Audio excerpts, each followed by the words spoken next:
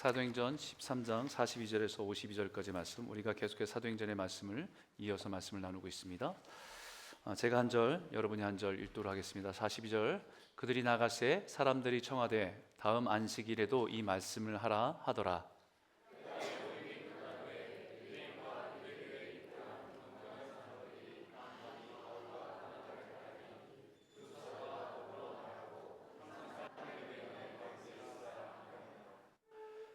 그 다음 안식일에는 온 시민이 거의 다 하나님의 말씀을 듣고자 하여 모이니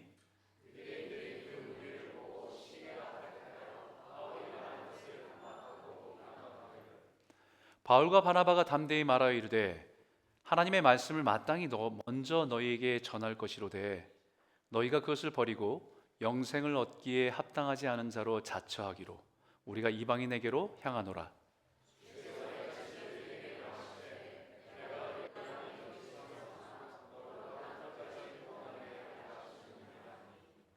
이방인들이 듣고 기뻐하여 하나님의 말씀을 찬송하며 영생을 주시기로 작정된 자는 다 믿더라.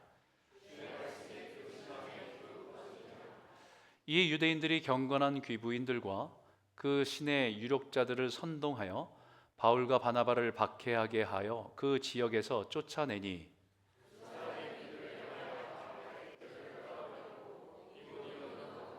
같이 읽겠습니다. 제자들은 기쁨과 성령이 충만하니라. 아멘. 여러분, 우리가 살아가는 캐나다는 참 독특한 나라입니다. 다양한 민족들이 어우러져 살아가는 나라지 않습니까? 그래서 마치 모자이크처럼 서로의 개성과 각자의 문화들을 존중해주는 그런 나라에 우리는 살아가고 있습니다. 아무리 그래도 이 땅에 뿌리를 두고 있지 않은 우리들은 영주권을 얻고 또 비자를 받고 심지어는 시민권을 받아도 우리는 어떤 제한과 또 어려움들을 가지고 살 수밖에 없는 것을 느끼고 삽니다. 캐나다 시민권을 받아도 여전히 우리는 뭔가 이 사회 속에서 이 소수민족이라고 하는 그런 위치에 느끼게 되는 일들이 참 많이 있어요. 여러분, 우리가 살아간 이 광역 밴쿠버의 인종별 구성에 대해서 한번 보신 적이 있는지 모르겠습니다. 이 차트는 2021년도의 인구 구성입니다. 유럽계 화이트라고 하죠. 영국, 스코틀랜드, 아일랜드, 독일, 이탈리안계, 우리가 흔히 백인들이라고 부르고 시각적으로는 그들이 리얼 캐네디언이라고 생각하는 사람들이 우리 이 사람들일 겁니다, 아마. 그죠? 이분들의 퍼센테이지가 45.5%예요. 그리고 아시아계 중국, 인도를 포함한 남아시아, 서아시아, 동남아시아, 한국, 일본을 다 포함해서요. 이게 50.0%입니다. 이게 2021년도니까 지금은 더 많아졌겠죠. 그리고 아프리카계가 흑인이라 부르는 분들인데 1.3%입니다. 이것을 조금 더 인종별로 조금 더 구분을 해보면 여기에 세분화되면 맨 위에 보라색이 코리안입니다. 코리안이 2.4%예요. 2.4%. 그리고 그 옆에 2.3%가 된 것이 인디저너스, 토착민, 원주민, 우리들이 얘기하는 그런 First Nation 사람들이 그 정도 포함됩니다. 어쩌면 이들이 오랜 역사 속에서 이 땅에 살았던 원주민인데 실제적인 주인이지만 역사 속에서 주인의 자리를 빼앗기고 어쩌면 소수민족처럼 살아가는 현실을 우리는 보고 있는 이 나라의 그런 모습을 보고 살아갑니다. 이 구성만 봐도 이 구성 안에 있는 민족들이 겪게 되는 어려움들, 소수기 때문에 겪게 되는 아픔들, 이렇게 조금은 우리는 공감이 되는 부분들이 좀 있어요. 왜 오늘 설교를 하면서 밴쿠버 인구 분포를 설명하는 이유는 사도 바울이 선교 여행을 방문한 비시디아 안디옥이라는 도시를 조금 더 우리가 이해하기 위함입니다. 윌리엄 램지라고 하는 분이 유명한 고고학자인데 이분은 사도행전에 배경되는 도시들을 고고학적으로 연구해서 그 도시들을 현장감 있게 우리들에게 알려주는 그런 분이었어요. 당시 이분의 연구에 따르면 당시 비시디아 안디옥의 인구는 7,000명에서 10,000명 정도가 사는 도시였습니다. 7천 명에서 1만 명 정도 사는 도시. 그런데 이 도시에 5천 명이 들어갈 수 있는 안디옥 극장을 가지고 있는 도시였어요. 그러니까 로마풍이 그래도 가득한 도시가 비스디아 안디옥이다. 로마의 어떻게 보면 로마의 군사적 직할시에 해당되는 도시였습니다. 이 도시의 구성원은 네 부류입니다. 첫 번째 부류는 그 도시의 주류, 기득권층이라고 말할 수 있는 사람들이에요. 이 사람들은 로마 군대의 퇴역 군인들이 이 땅으로 와서 로마 시민권을 가지고 있으면서 이 땅의 지배계층으로 살아가는 분들이었습니다. 두 번째 부류는 로마가 점령하기 전에 이 땅의 헬라 문화권, 그리스 문화권 속에서 상업과 교육을 담당하면서 살았던 실질적인 주류가 됐던 사람들입니다. 그리고 세 번째는 유대인 공동체입니다. 이분은 언제 왔는지 모르겠어요. 이분들은 바벨론의 포로로 끌려갔다가 소수민족이 다시 이주해서 그쪽으로 온 것으로 보통 보고 있는데 언제 왔는지 모르지만 소수민족들이 와서 한 700명 정도 되는, 되게 작죠. 근데 그들은 결속력이 굉장히 강합니다. 유대인 남자 10명만 있으면 회당을 만들어 놓고 거기에 일주일마다 안식일에 모여서 자기들의 정체성을 강하게 결속시키며 자기의 정체성을 유지하고 있는 사람들이 유대인들이었습니다. 거기다 경제적인 결속력까지 가지고 있어서 이 사회에서도 쉽게 무시할 수 없는 그런 공동체로 세워져 있었습니다. 네 번째 부류는 원래 그 땅에 거주하고 살았던 원주민들입니다. 부르기아인이라고 부르지요. 비시디아인으로 부르고요. 근데 그들이 헬라 제국에는 헬라 제국 아래에서 통치를 받았고, 제국이 바뀌면서 로마 제국 아래에서는 로마 통치에서 살아가고 있는 겁니다. 그러다 보니까 이들은 하고 있는 일들이 대부분 농사 아니면 노동력으로 사회의 가장 밑바닥에서 생존을 걸고 살아가는 사람들이었습니다. 여러분, 이런 배경을 이해할 때 오늘 이 말씀이 좀 더 현실감 있게 이해될 수 있을 것 같아요. 43절인데 우리 한번 같이 한번 읽어보겠습니다. 시작. 회당의 모임이 끝난 후에 유대인과 유대인에 입교한 경건한 사람들이 많이 바울과 바나바를 따르니 두 사도가 더불어 말하고 항상 하나님의 은혜 가운데 있으라 권하니. 회당에서 사도 바울의 설교를 듣고 사람들이 감동이 됐습니다. 그래서 그곳에 있는 유대인들도 이 말씀을 더 듣기 위해서 사모하고 따라왔고요. 그 전에 유대인 그룹 말고 또 한 그룹이 있는데 유대교에 입교한 경건한 사람들이라고 말합니다. 유대교에 입교한 경건한 사람들, 유대인들이 아니죠. 이 사람들이 누구냐면 이미 바울과 바나바의 설교를 듣기 전에 이들은 자신이 믿고 있었던 자신의 종교들을 버리고 유대교로 개종한 사람들이란 얘기예요. 마치 유대인들이 그 도시의 주류이고 이방인들이 유대인의 공동체에 들어온 현상처럼 보이지만 사실은 그렇지 않습니다. 우리가 그 당시에 비시디아 인구 구성을 보면 어떤 부류가 유대교로 입교할 가능성이 있었겠습니까? 로마 시민권을 가진 로마 퇴역 장교의 가족과 후손인들이 유대교로 입교하는 것이 쉬웠겠습니까? 아니면 로마 제국에서 밀려났지만 그 전에 그리스도의 철학으로 자신들이 세상의 모든 문화와 모든 철학을 자기 지적인 것을 우월감을 가지고 있었던 이 그리스인들이 진리를 찾다가 유대교의 진리 앞에 관심을 갖고 들어온 걸까요? 아니면 힘이 없어서 실제로 그 땅의 주인이지만 그리스 제국 아래서 어렵고 또 로마 제국 아래서 눌려서 하루하루 생존하기 위해서 살아가는 그 땅의 원주민들이 유대교로 개종하고 들어왔겠습니까? 어느 부류인지는 정말 분명하진 않지만 경건한 사람들이라고 얘기합니다. 경건하다는 말은 하나님을 경외하고 신을 경외해서 찾고 있는 사람들이라는 뜻이에요. 그래서 로마 수많은 다신교적인 문화에 환멸을 느끼고 정말 살아계신 하나님에 대한 목마름으로 유대교에 들어온 사람들이라는 얘기입니다. 자신이 살아가는 사회에서는 소외되고 비참한 삶을 살아가지만 유대인들처럼 그들을 찾아와서 하나님이 되어주신 그 하나님을 의지하고 찾고 믿고 싶어서 유대교로 들어온 사람들일 것입니다. 그런 사람들이 사도 바울의 설교를 듣고 나서 바울과 바나바를 따르는 거예요. 하나님을 발견한 겁니다. 사도 바울의 설교를 들으면서 하나님의 은혜에 눈을 뜬 것입니다. 여기서 우리는 한 가지 분명한 진리를 하나 우리가 깨닫게 되는데, 그것은 뭐냐면 하나님의 복음은요, 아래로 아래로 흘러가는 하나님의 은혜입니다. 왜냐하면 예수님께서 이 땅에 오셔서 자신이 이 땅에 복음을 전하시기 위해서 오셨다고 말씀하시면서, 복음을 전하실 때 이 구약 선지자의 예언의 말씀을 인용하면서 내가 전하는 복음이 이런 거다라고 소개한 말씀이 있어요. 그 말씀이 누가복음 4장에 이렇게 말합니다. 우리 한번 큰 목소리로 한번 읽어볼까요? 함께 읽겠습니다. 시작. 주의 성령이 내게 임하였으니 내 기름을 부으시고 나를 보내사 포로된 자에게 자유를, 눈먼 자에게 다시 보게 함을 전파하며 눌린 자를 자유롭게 하고 주의 은혜의 해를 전파하게 하려 하심이라 하였더라.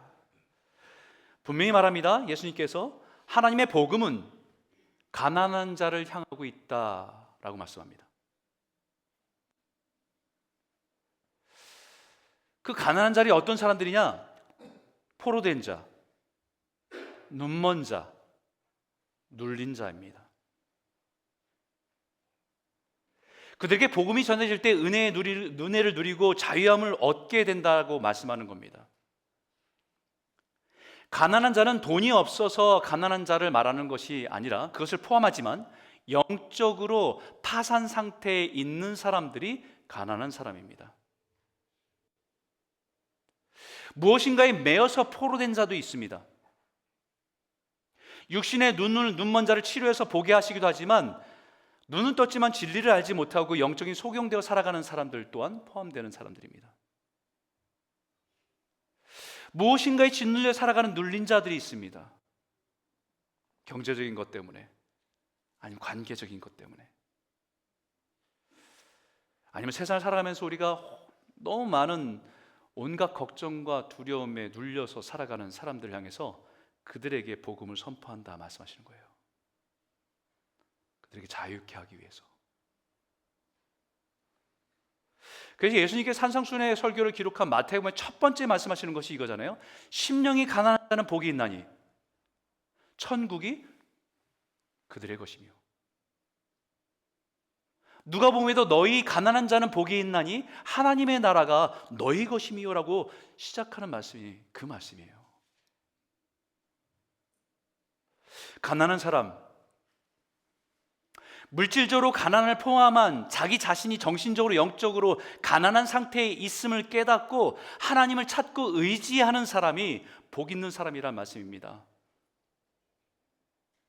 아무리 재산이 많고 사회적으로 성공을 했다고 해도, 인정받고 사회적인 기득권층에서, 최고의 기득권층에서 권세를 누리고 살아도 자신의 삶이 곤고하고 공허하고 영적으로 가난함을 깨닫고 인정하고 하나님을 찾는 자, 그 사람이 복이 있다는 거예요. 왜냐하면 하나님의 은혜는 그런 가난한 자들을 향해서 흘러가기 때문입니다. 당시 BCD 안디옥에 살았던 사람 중에서 유대교에 입교한 경건한 사람들, 이 사람은 도대체 누구예요? 어떤 사람들이었을까? 유대교에 입교한 경건한 사람들. 제가 그 AI에다가 자료를 주고 좀 직관적으로 그 당시의 사람들을, 프리기아 사람들, 그리스인, 로마 시민, 유대인 사람들을 좀 표현해달라고 그랬더니 너무 적나라하게 잘 보여져요. 어떤 사람이 이 복음 앞에서 자신의 가난함을 인정하며 하나님께로 한 걸음 더 나아올 수 있는 사람이 어떤 사람이었겠습니까?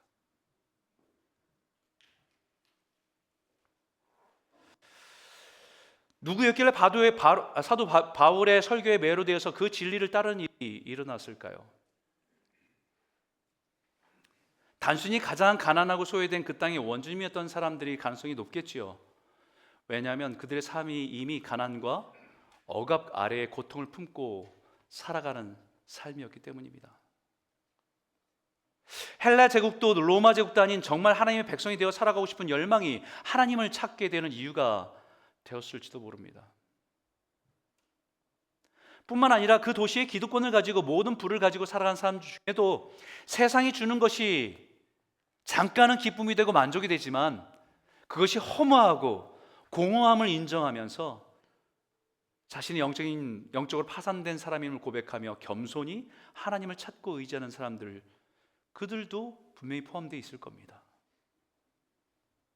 왜냐하면 하나님의 은혜는 낮은 곳으로 흘러가기 때문이에요.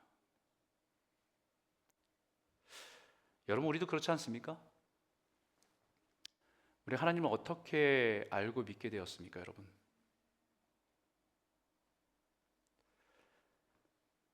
많은 분들이 자신의 인생의 한계를 느끼면서 하나님을 찾아서 그 고통 속에 찾아오신 하나님을 만나서 진짜로 믿게 되는 것 아니었습니까? 모태신앙으로 자랐어도 교회 생활이 너무 익숙하지만 어느 날 자기가 아무것도 아닌 나를 찾아오신 주님을 깨닫게 되면서 진짜 믿음이 시작된 것 아닙니까? 하나님의 복음은 자신이 하나님 앞에서 가난한 자임을 인정하고 깨닫는 자에게 임하는 하나님의 은혜예요. 내가 하나님 믿어줄게. 내 인생에 이렇게 복잡한데 종교 하나 있는 거 괜찮지 않을까? 하고 예수님을 믿는 거라고 한다면 그분은 아마 아직 하나님의 은혜가 뭔지를 모르시는 분입니다. 우리가 흔히 예배드리고 나서 은혜 받았다는 말씀들을 서로 하잖아요. 저한테도 인사하면서 은혜 받았습니다 하시는 분도 계신데 도대체 은혜가 뭐예요?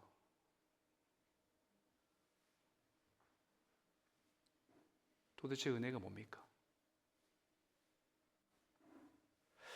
은혜 아니면 살아갈 수 없네, 뭐 이런 찬양 부르면서 눈물 글썽거리며 찬양하는 일들이 있는데 그게 은혜인가? 도대체 은혜가 뭐죠? 그 은혜 받았던 얘기가 내 감정을 터치했다라고 하는 의미입니까? 그렇다면 저는 지난주 월요일 날 은혜를 엄청 받았습니다. 저희 아내와 같이 왕과 사는 남자를 보면서 은혜를 엄청 받았거든요. 저희 아내가 제가 훌쩍거리는 모습을 보면서 자기 감정선이 깨졌다고 정말 자리에서 한참을 눈물이 나고 또 이 감동이 돼서 잘 일어나기 어려웠습니다. 아마 그런 것이 은혜라고 한다면 불후의 명곡 같은 노래를 부르는 사람들 노래 들으면 은혜가 충만할 겁니다. 은혜는 하나님 안에서 나를 발견하는 거예요. 은혜는 예수 그리스도 안에서 내가 어떤 존재인지를 다시 깨닫게 되는 것이 은혜입니다. 삶에서 무너지고 나약한 나를 변함없이 찾아와 주신 그 나를 향하는 그 변함없는 사랑을 발견하는 것, 그것이 은혜입니다. 그래서 하나님의 은혜는 우리 인생이 가장 어두울 때 더 깊이 깨닫게 되고 누리게 되는 것입니다. 왜냐하면 은혜는 강물처럼 낮은 곳으로 흘러와서 우리 영혼을 살리시는 축복이기 때문이에요. 오늘 이 하나님의 은혜가 저와 여러분의 낮은 마음을 적시고 하나님의 안에서 다시 살아나게 하는 축복이 저와 여러분에게 임하기를 주님의 이름으로 축복합니다.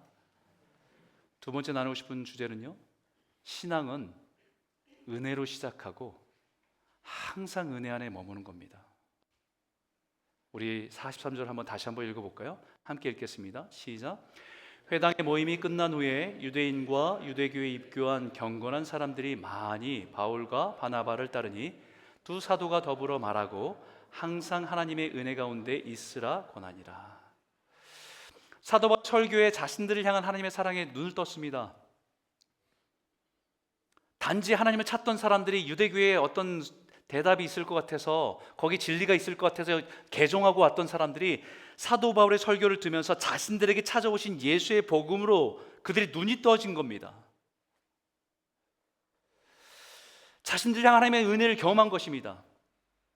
그러자 은혜를 누린 사람들이 두 사도를 열심히 따라다니는 거예요. 44절에 보니까 심지어 온 시민이 거의 다 하나님의 말씀을 듣고자 모일 정도입니다. 은혜를 경험하니까 그 말씀을 사모해서 더 듣기 위해서 더 사모해서 그 말씀 앞에 찾아오고 있는 그들의 모습을 보여줍니다. 그런데 그런 그들에게 사도 두 사도가 한 목소리로 그들에게 강조하는 것이 하나 있습니다. 항상 하나님의 은혜 가운데 있으라. 지금 이 은혜 받고 있어요. 은혜를 깨닫고 있습니다. 은혜를 누리고 있습니다. 그런데 그들에게 하는 얘기가 항상 그 은혜에 머물러 있으라라고 말씀하고 있는 거예요. 우리의 신앙은 나를 향한 하나님의 사랑을 깊이 깨달으며 그것이 아무 조건 없이 주시는 하나님의 은혜임을 깨닫게 될 때, 이것이 깊이 깨닫게 될 때 우리의 신앙은 시작되는 겁니다. 근데 그 은혜는 일생에 한 번 경험하고 끝나는 것이 아니라 매일매일 하나님을 의지해 살아가는, 그리고 그 안에서 누리게 되는 은혜 안에 거하게 되는 것임을 말씀하는 겁니다. 그래서 예수님의 비유 중에서 포도나무 비유로 말씀하신 내용이 그거예요. 내 안에 거하라. 나도 너희 안에 거하리라. 가지가 포도나무에 붙어있지 아니하면 스스로 열매를 맺을 수 없음 같이 너희도 내 안에 있지 아니하면 그러하리라.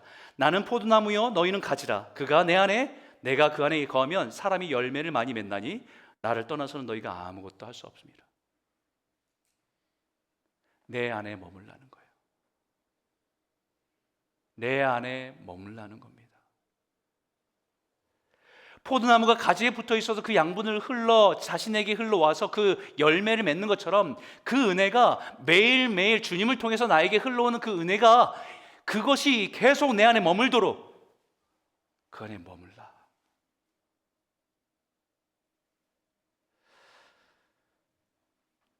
그러나 많은 사람들이 예전에 받았던 은혜로 살아간 사람들이 참 많습니다.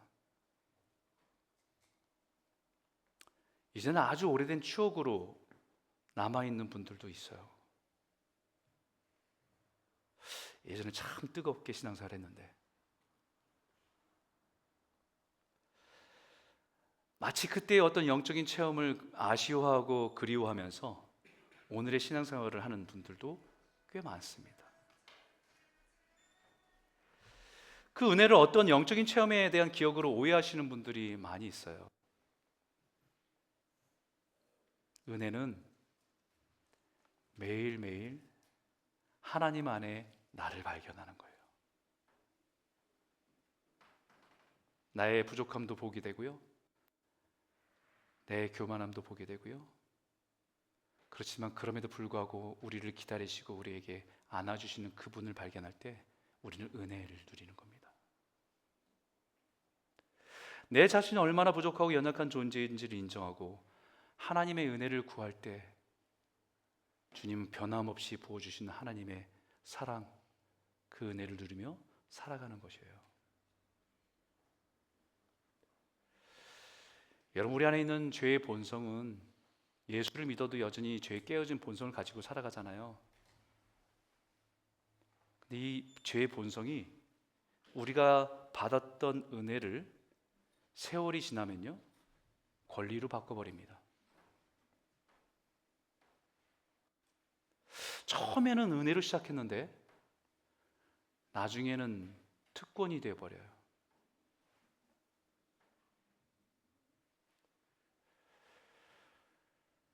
처음에는 나 같은 사람에 이런 직분을 주시냐고 떨면서 그 은혜를 사모하고 받았던 사람들이 시간이 지나면 자기의 권리가 되어버리고 자기 명예가 되는 거예요.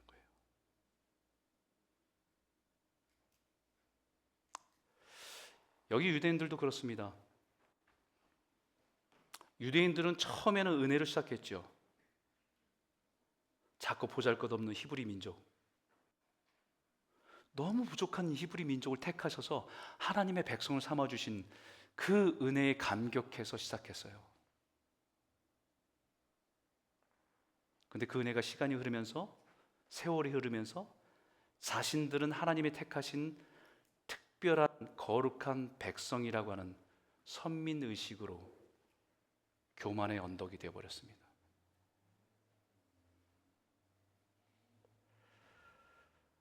그래서 이렇게 말합니다. 우리 45절 한번 말씀 읽어볼까요? 함께 읽겠습니다. 시작. 그 다음 안식일에는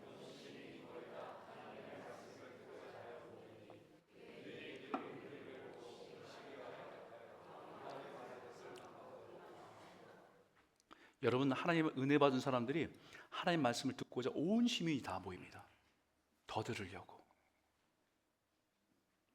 근데 유대인들은 그 무리를 보고서 시기가 가득해서 오히려 반박하고 비방합니다. 왜냐하면 그들 안에 이미 자리 잡고 있는 가치관으로는 바울과 바나바의 가르침을 인정할 수 없었기 때문입니다. 마치 사도 바울과 바나바를 통해서 복음의 은혜의 물결이 파도처럼 이 도시를 가득 채우고 있는데, 근데 그 은혜의 강물이 미치지 않는 곳, 그 미치지 않는 곳이 유대인이에요.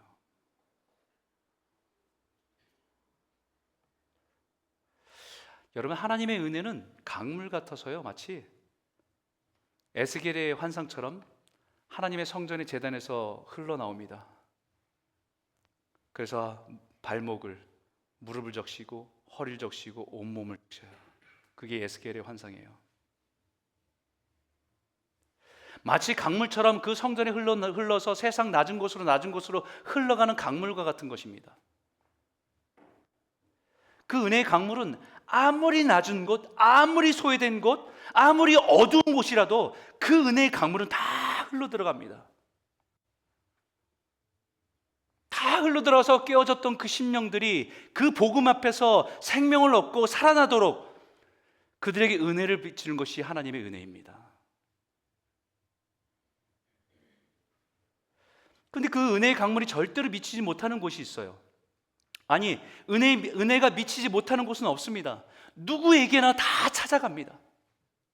남녀노소를 불문하고 인종을 불문하고 신분을 가리지 않고 죄인들에게, 강도들에게, 심지어는 창녀까지도 그 은혜는 흘러서 모든 사람에게 흘러갑니다.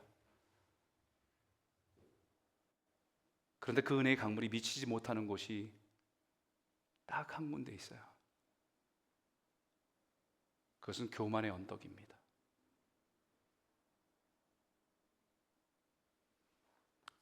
C.S. 루이스가 순전한 기독교란 책에서 교만을 뭐라고 정의했냐면 이렇게 정의했어요. 비교를 통해서 밀어올려서 높아진 것. 다시 말하면 교만의 본질은 경쟁적인 마음.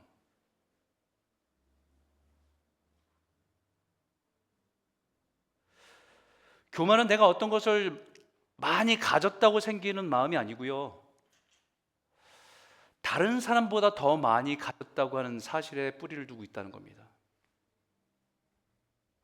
비교 의식에 뿌리를 두고 있다는 거예요. 그러니까 교만은 두 가지로 나타나요. 그 비교 의식 속에서 내가 무엇인가를 다른 사람 비교 속에서 다른 걸 많이 갖고 있으면 우월감으로, 다른 사람보다 뭔가 부족하면 열등감으로,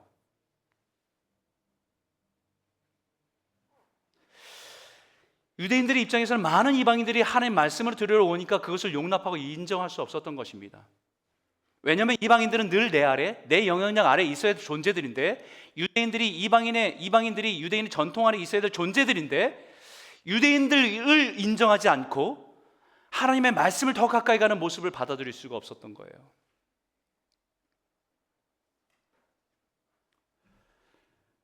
여러분이 가장 무서운 교만이 무엇인지 아세요? 무엇인가를 가져서 높아진 것도 교만이 무서운 거지만 진짜 무서운 건요, 은혜를 재로 삼아 쌓아 올린 교만입니다.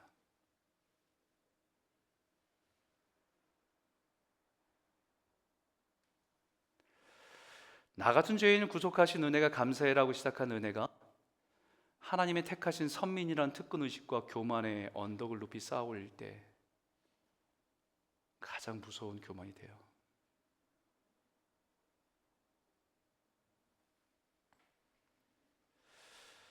이 교만은 이렇게 뿜어내는 에너지가 있거든요. 교만이 우리 안에 있으면 뿜어내는 에너지가 나타나요. 뭐로 나타나냐면 시기와 질투로 나타납니다. 힘이 없을 때는 사람들을 비방하고 비판함으로 자기가 좀 더 나은 사람인 것으로 증명하고 싶은 것으로 나타나요. 힘이 있으면요, 힘이 있으면 핍박하고 박해하는 것으로 나타납니다. 억압하는 것으로. 오늘날 우리가 살아가는 세상은요, 가장 기독교적인 것을 외치지만 가장 반기독교적인 모습을 드러내는 사람들이 많아요. 나라도 그렇고.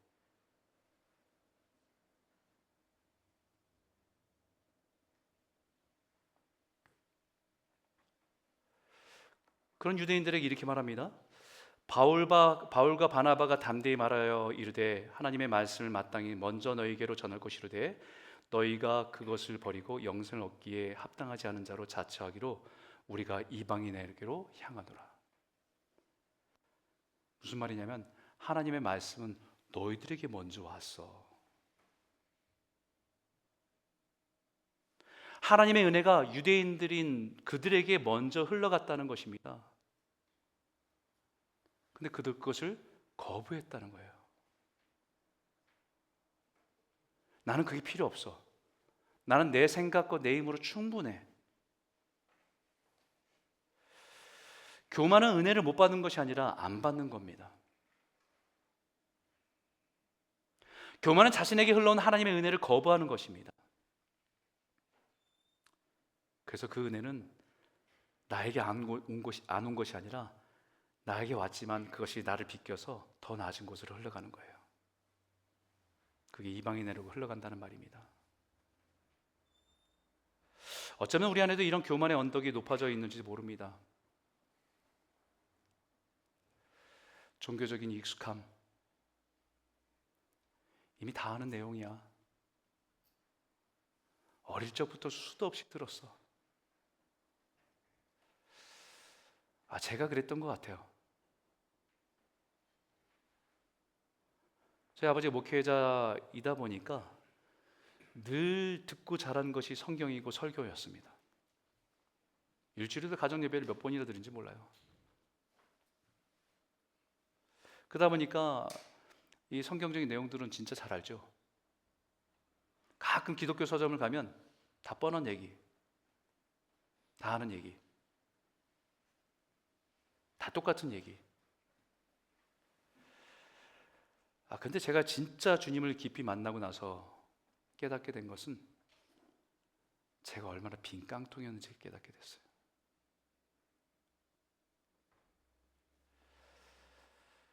제가 알고 있었던 것은 성경 퀴즈에 나오는 그런 성경적인 지식이었을 뿐이지 내 삶에 살아 역사하시고 오늘 나에게 말씀하시는 하나님은 몰랐어요.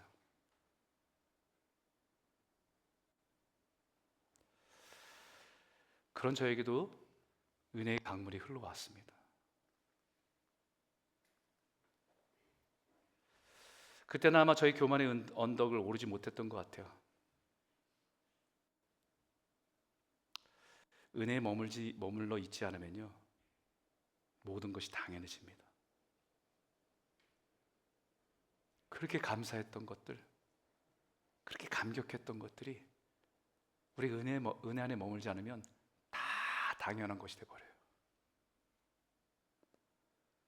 당연한 것이 되어서 나중에는 권리가 되어버립니다. 그게 교만이에요. 그 하나님의 은혜가 저의 마음과 영에 깊이 스며들어 적셔올 때 바로 인생의 밑바닥 칠 때였습니다. 그 인생의 밑바닥 칠 때 정말 힘들어서 하나님께 기도할 때는 원망의 기도죠. 왜 하나님 나에게 이런 어려움 주십니까? 라고 하는 그런 기도부터 시작됩니다. 근데 그때 부어진 하나님의 은혜는 저를 적시는 정도가 아니라 덮을 정도로 충만했어요. 왜냐하면 우리 인생이 낮아지면 낮아질수록 하나님의 은혜의 수위는 깊은 거예요. 고난 가운데 은혜의 강물이 우리의 영혼을 가득 덮기 때문입니다. 인생의 깊은 골짜기가 하나님의 은혜의 깊이가 가장 깊은 때이기도 한 것입니다. 근데 우리 안에 하나님의 은혜를 사모하지만 다른 것들로 가득 채워져 있으면요, 은혜가 부어져도 채워지지 않을 수도 있어요. 어떤 사람이 자기 스승을 찾아가서 이런 질문을 합니다. 선생님, 제가 인생에 대해서, 선생님이 지혜로우신 분이니까 인생에 대해서 제가 한 수 배우고 싶습니다. 그리고 찾아왔어요. 그리고 그 사람은 자신의 스승 앞에서 자기가 한참 살아온 인생에 대해서 자기 이야기를 한참 얘기합니다. 이것 때문에 힘들고, 이런 사람들 만나서 힘들고, 이런 상황에서, 이런 속에서 어떻게 될지 모르겠고, 한참을 얘기해요. 그랬더니 그 얘기를 한참 듣던 스승이 일어나서 주전자에서 물을 그분에 있는 잔에게 물을 붓습니다. 근데 가득 찼는데 계속 부어 넘치게 되는 거예요. 그 사람이 이러면 놀라고 깜짝 놀라서, 아니 선생님 지금 차고 넘칩니다. 그러니까 그 사람이 하시는 얘기가 뭐냐면, 그래 맞네, 잔의 찻잔을 비우지 못하니까 아무리 부어줘도 채울 수가 없지.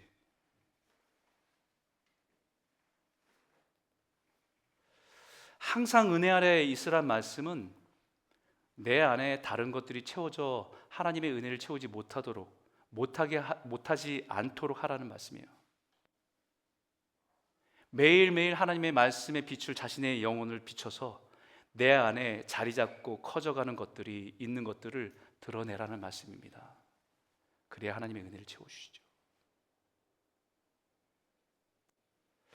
하나님의 말씀을 가까이 하고 그 말씀의 거울에 내 자신을 비춰보고 그 하나님 안에서 매일매일 내 자신을 발견하는 것입니다.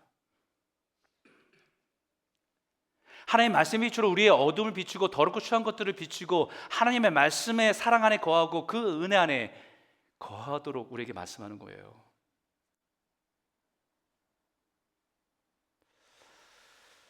우리 교회 성도님들이 요즘에 그래도 말씀들을 많이 묵상하며 나누면서 그런 은혜들을 누린다는 얘기 들으면 참 기뻐요. 근데 이것은 누구에게 보여주는 게 아니고요, 하나님의 앞에 우리가 서는 거거든요.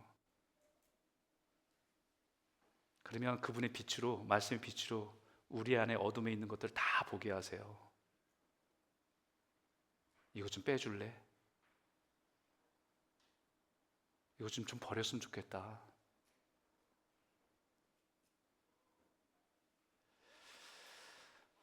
저와 여러분이 매일매일 하나님의 은혜 안에 머무는 은혜가 충만하기를 주의 이름으로 축원합니다.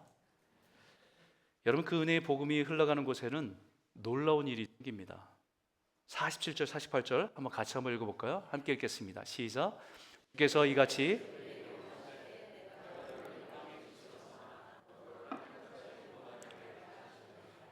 이방인들이 듣고 기뻐하며 하나님 말씀을 찬송하며 영생을 주기로 작정한 데는 다 믿더라. 여러분, 복음의 강물들이 흘러가는 곳에는 생명이 살아납니다. 하나님을 만난 기쁨이 회복됩니다. 하나님의 말씀으로 그 은혜를 누리면서 생명의 은혜를 누린 사람들은 메마른 심령에 마치 생명이 자라나는 것처럼 그 영혼이 살아난다고 말합니다. 이방인들이 살아나고 있습니다. 하나님을 찬송하며 그 복음의 능력 가운데 사로잡히고 있습니다. 이게 복음의 능력이에요. 근데 이상한 일이 일어났습니다. 그 다음 절에 이런 말씀이 있어요. 같이 한번 읽어볼까요? 함께 읽겠습니다. 시작. 이에 유대인들이 경건한 귀부인들과 그 신의 유력자들을 선동하여 바울과 바나바를 박해하게 하여 그 지역에서 쫓아내며. 선동한다는 얘기는 사단은 그 유대인들을 통해서 사람들을 선동한다는 얘기합니다. 선동한다는 말은 흔들어댄다는 얘기예요. 자극하고 부추기는 겁니다. 우리 안에 죄의 본성이 가라앉아 있던 죄의 본성을 흔들어서 깨우는다는 얘기입니다. 우리 가끔 이렇게 물에 담아놓으면 찌꺼기가 가라앉아서 밑에 가라앉고 이 물이 되게 깨끗해 보이잖아요. 누군가 이렇게 흔들면 이게 찌꺼기 다 올라옵니다. 지금 그 일을 하고 있는 거예요. 사람들의 두려움과 불안을 건드려서 선동합니다. 근데 여기서 주목할 단어가 경건한 귀부인들이라고 표현된 단어예요. 도시의 유력자들은 좀 이해가 되죠. 왜냐하면 도시의 기득권을 가지고 있었던 사람들이니까, 자기의 명예를 누리고 있는 사람들이니까 이것을 부추겨서 사람들이 그것을 받아들이지 못하게 하는 것은 이해가 돼요. 그들이 흥분하고 박해하는 것은 이해가 됩니다. 근데 여기 경건한 귀부인이라고 표현한 이들, 어떻게 경건한 귀부인이 그럴 수 있지? 경건한 사람들인데?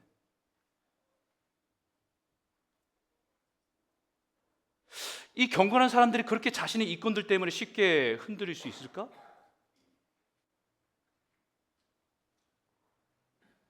앞에서 처음에 우리가 말했던 경건한 유대를 입교한 경건한 사람들이라고 할 때 이 경건과 똑같은 단어더라고요. 세보메노스라고 하는 똑같은 단어입니다. 그런데 이 경건한 귀부인이라고 표현할 때 경건이라고 하는 이 경건한 귀부인, 귀내라고 하는 여인들이 앞에 있고요. 그 귀내를 수식하는 두 단어가 경건한, 그리고 이 또 하나의 단어가 에우스케모나스란 단어예요. 이 여인들이 경건하고 또 이런 사람들이라고 표현하고 있는 겁니다. 그 이 뜻이 뭐냐면 겉모양이 보기 좋은, 품위 있는, 사회적으로 존경받는 이런 뜻입니다. 이것으로 수식된 경건이에요. 다시 말하면 이들에게 경건은 자신들을 더 품위 있게 장식할 수 있는 영적인 장식물이었다는 겁니다. 사회적으로 안정됐죠. 물질적으로 부족함이 없죠. 그런데 거기에 자신들이 영적으로 품위를 더 높여서 그런 장식으로 삼기 위해 택한 것이 경건이었다는 것입니다. 유대계 종교에 심취되는 것처럼 고상한 종교적인 마음들로 표현하는 자기의 모습을 드러내는 것으로.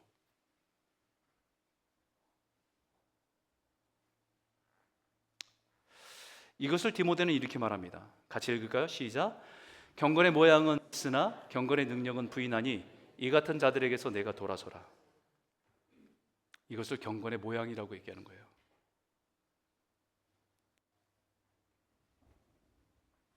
자신을 더 품위 있게 포장하기 위한 영적인 장식일 뿐입니다.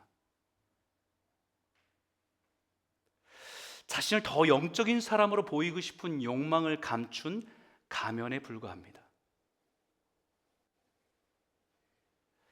사단은 그 마음을 흔들으니까 그 경건의 가면 뒤에 숨겨진 죄의 본성들이 드러나게 하셨다는 거예요. 그들 안에 있는 기득권을 뺏길까 봐, 사이가 불안해지는 것에 두려워서 박해하기 시작했다는 거죠.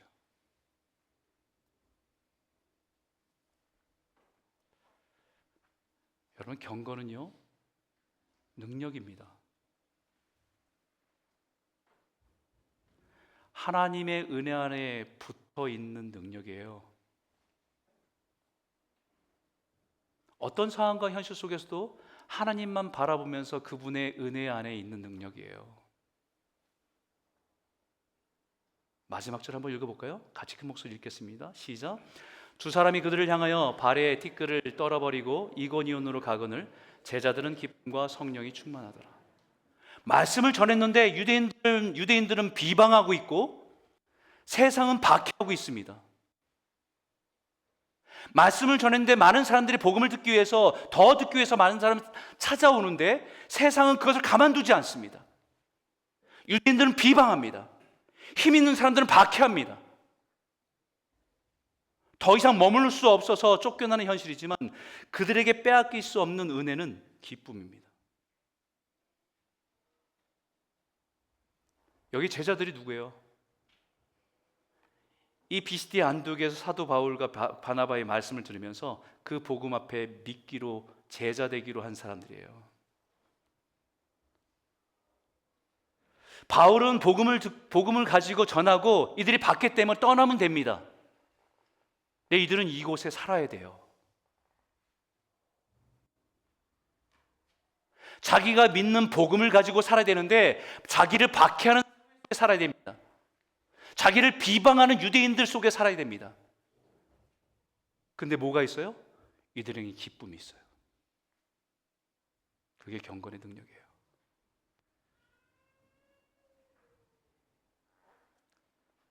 그들의 인생은 더 낮고 낮은 곳을 내려간 것이지만 그럴수록 이들 안에는 하나님의 은혜가 더 깊어지는 거예요.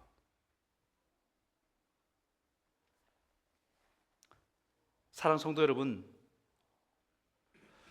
오늘 이 예배 속에서 우리 안에 이 하나님의 은혜가 충만케 되는 복이 있기를 주님의 이름으로 축복합니다.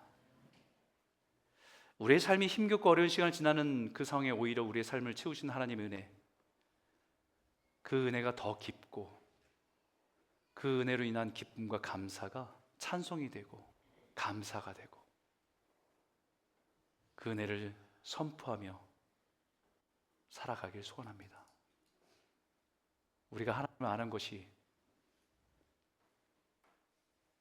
우리를 영적인 사람으로, 더 종교적인 사람으로, 더 나은 사람으로 포장하는 경건의 모양이 아니라 어떤 상황 속에서도 내가 주님 안에 있으므로 흔들림이 없는 평안과 기쁨을 누리는 경건의 능력으로 서는 저와 여러분 모두가 되시길 주의 이름으로 축원합니다.